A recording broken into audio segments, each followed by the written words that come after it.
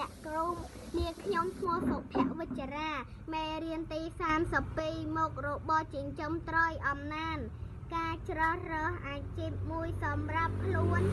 ឬគ្រួសារគឺជាប្រការល្អដើម្បីអភិវឌ្ឍសេដ្ឋកិច្ចគ្រួសារឲ្យមានជីវភាពធូរធារពូសុកមិញយន្តក្រៅពីធ្វើស្រែគាត់បានចិញ្ចឹមត្រីក្នុងស្រះ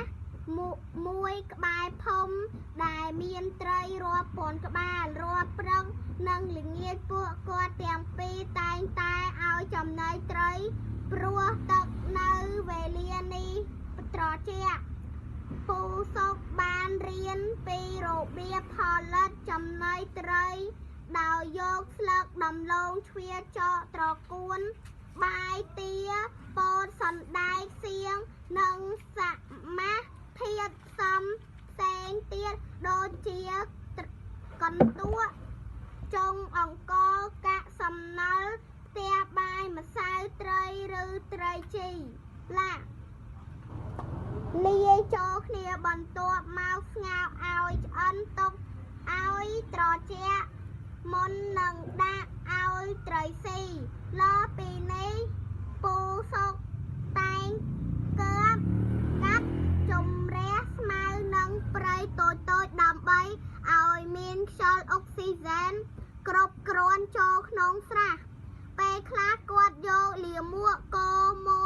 មាន់ជ្រូកនិងស្ងួតដាក់បាតស្រះរួចបញ្ចូលទឹកត្រាំទុកពី3ទៅ5ថ្ងៃដើម្បីឲ្យកើតជាចំណីធម្មជាតិសម្រាប់ឲ្យត្រីស៊ីនិងឆាប់បានទទួលផល